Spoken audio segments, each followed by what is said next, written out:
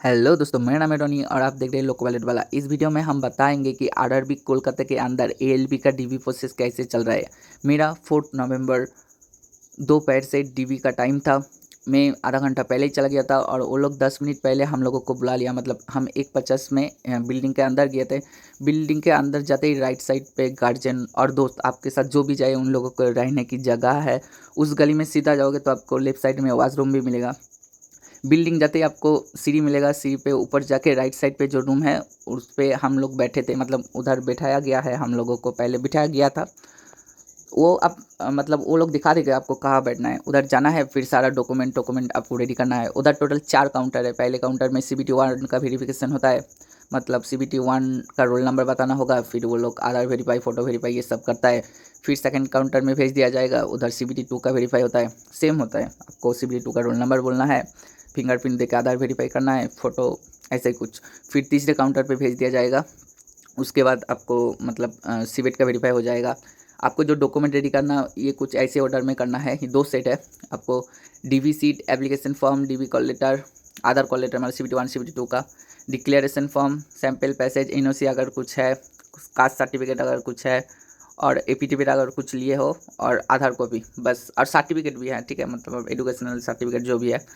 ये एक सेट हो गया। और दूसरा सेट पे सिर्फ DV sheet, application form, NOC, certificate and Aadhaar copy आप मान के चल सकते हो। अगर आपका कम्युनिटी का है तो इधर भी SC ST कम्युनिटी को लगेगा। आप देख सकते हो पॉज करके, ठीक है, क्या कुछ डॉक्यूमेंट लगेगा दोनों पे। आप सोच रहे हो कि डीवी सीट, एप्लीकेशन फॉर्म ये लेके जाना है क्या, ये डिक्लेरेशन फॉर्म और सैम्पल पैसेज क्या है, तो चिंता की कोई बात नहीं। वो लोग टोटल कुछ फॉर्म देता है, ठीक है। एक डीवी 2 डीवी सेट देता है, एक इसके लिए और दूसरा दूसरे के लिए, मतलब 2 सेट है। 2 एप्लीकेशन फॉर्म भी देता है, वो लोग ही देता है, ठीक है। एप्लीकेशन फॉर्म मतलब जो हम एग्ज़ाम के जब अप्लाई किए थे LP, उसमें जो एप्लीकेशन फॉर्म है वो वाला ही, लेकिन हमको घर से लेके जाना नहीं है, वो लोग ही देगा। वो लोग 2 डीवी सेट देगा, 2 एप्लीकेशन फॉर्म देगा, एक डिक्लेरेशन फॉर्म देगा छोटा वाला। उसमें आपको आपका रोल नंबर और आपका साइन चाहिए। एक ALP का मतलब मेडिकल के लिए एक स्लिप देगा, उसमें एक फ़ोटो लगाना है और रोल नंबर भी लिखना है, ऐसा वाला। एंड एक सैम्पल पैसेज, मतलब आप 3 एग्ज़ाम में स्क्रीन पे कुछ लिखा होता है ना, तो वो हम लिखते हैं। जो हम आरआरबी फॉइल होता है ना, जो हम आरआरबी को दे देते हैं, उस फॉइल में तीनों एग्ज़ाम में तीनों कुछ लिखते हैं हम पहले, वो भी लिखना होगा, ठीक है। और वो भी वो लोग ही मतलब प्रोवाइड कर देगा, वो लोग दे देगा, जेरोक्स दे देगा। ये जस्ट देख के लिखना है, ठीक है। ये है डीवी सीट। इसमें आपको फिलअप करना है नाम, father name, mother name, community से हो कि नहीं हो, ये कुछ ऐसा डिटेल्स आपको लिखना है। टोटल 6 फ़ोटो है। 3 फ़ोटो वो लोग एक एनवलप देगा, एनवलप के अंदर 3 फ़ोटो डालना है। और बाकी 3 फ़ोटो में से 2 फ़ोटो डीवी सीट में जाएगा, क्योंकि 2 डीवी सीट है, और एक मेडिकल के लिए जाएगा।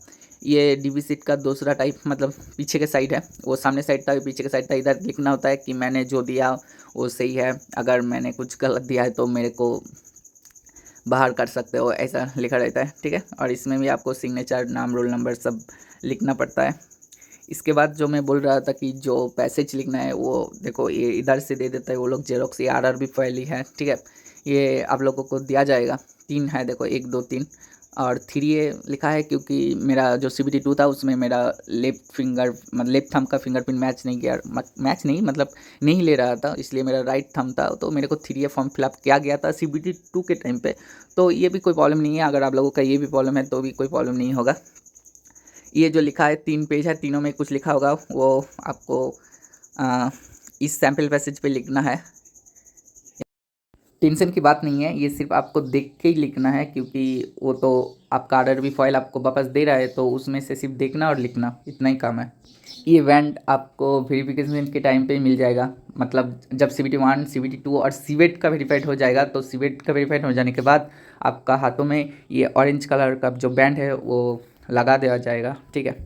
और ये आप जब निकलोगे मेडिकल मेमो लेके, तब बाहर मत जाने से पहले नीचे खोल के भी जाना है, बट आपको मिल जाएगा। ये CBT 1 verified, CBT 2 verified, CBT 3 verified होने के बाद ही ये आपको मिल जाएगा। ये दिखाता है कि आप CBT 1 CBT 2 and civet verified, Aadhaar verified कर चुके हैं।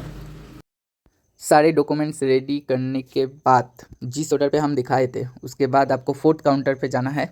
उसमें 2 सेट जमा करना है। जो एनवलप दिया था वो भी जमा करना है, और जो मेडिकल का मेडिकल के लिए कार्ड दिया था वो भी आपको जमा करना है, ठीक है। फिर वो फिर से वेरीफाई करेगा, ऑर्डर चेक करेगा कि आप सही ऑर्डर पे रखे हो कि नहीं। सारे जो जेरोक्स है उसमें आपका एटेस्टेड होना चाहिए, साइन विथ डेट, ठीक है। इसके बाद वो आपका फॉर्म में एक साइन करेगा, फिर दूसरे रूम पे भेज दिया जाएगा, ठीक है। दूसरे रूम पे ओरिजिनल के साथ जेरोक्स चेक होता है। आपको उधर लिखना होता है कि आइडेंटिफिकेशन मार्क्स क्या है। आइडेंटिफिकेशन मार्क्स पहले लिखना नहीं होता, उधर जाने के बाद आइडेंटिफिकेशन मार्क उन लोगों को बोलना पड़ता है, दिखाना पड़ता है, फिर उधर उन लोगों के सामने लिखना पड़ता है। एंड वो लोग नाम का स्पेलिंग, पिताजी का नाम का स्पेलिंग, डेट ऑफ बर्थ, माध्यमिक का सर्टिफिकेट दिखाओ, ITI का, डिप्लोमा का, बीटेक का ऐसा सर्टिफिकेट दिखाओ, ऐसा वैसा मांगते रहता है। तो आपको देना है। कभी आधार कार्ड भी मांग लेता है कि आधार कार्ड दिखाओ ओरिजिनल, तो वो लोग ओरिजिनल डॉक्यूमेंट चेक करता है, ठीक है। इसके बाद वो लोग बोलेगा कि एक 4 पेज का आपका नाम का प्रोफाइल, स्टूडेंट प्रोफाइल फॉर्म निकला है, वो लेके आओ। वो कहाँ मिलेगा? सीढ़ी पे उठते ही लेफ्ट साइड पे जो गली है, सीढ़ी के उठने के बाद उसमें सीधा जाना है, रूम के अंदर घुसना है, फिर राइट पे एक जेरोक्स मशीन रहता है, उधर से आपको जो स्टूडेंट फाइल मतलब प्रोफाइल है, कैंडिडेट प्रोफाइल है, वो लेके आना है। 4 पेज का रहता है। वो लेके आने के बाद फिर से जहाँ पर आपने डॉक्यूमेंट ओरिजिनल डॉक्यूमेंट के साथ चेक करा था उधर देना है, फिर उधर कुछ साइन करना है, फिर वो लोग बोलता है कि थोड़ा देर वेट कर लो, फिर वो दूसरा कोई सर को देता है, वो थोड़ा बहुत चेक करता है, फिर अटेंडेंस लगाता है शायद। फिर ये सब हो जाने के बाद आपको बोलेगा कि आप रूम के अंदर चले जाओ, मतलब जहाँ से आप स्टार्ट किए थे, मतलब जहाँ पहले बैठे थे उधर चले जाता है।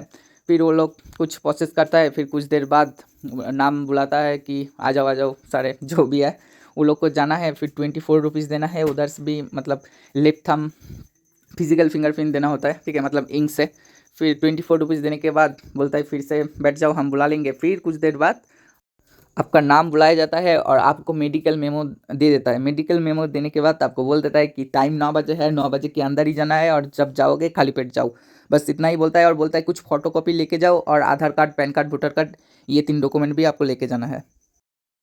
एक चीज़ बोलना मैं भूल गया था, अगर आपके पास CBT 1, CBT 2 और CBT किसी एक का भी और कोई भी मतलब आपके पास एडमिट कार्ड नहीं है तो भी कोई प्रॉब्लम नहीं है, वो लोग को जमा नहीं करते। वो सिर्फ मतलब रोल नंबर लिखने के लिए होता है। अगर आपके पास नहीं है तो भी कोई प्रॉब्लम नहीं है, क्योंकि वो लोग जो RRB फाइल देगा उसमें आपका CBT 1 और CBT 2 का रोल नंबर लिखा होगा, तो कोई बात नहीं है। अगर तीनों में से कोई नहीं है तो मतलब 1-2 मतलब नहीं है आपके पास तो कोई प्रॉब्लम नहीं है, ठीक है। बिंदास जाओ, आराम से DV करके आओ। इसके बाद भी अगर आपको कोई जानकारी चाहिए तो कमेंट ज़रूर कीजिए, मैं आपको रिप्लाई दे दूँगा। Best of luck, thank you for your DV।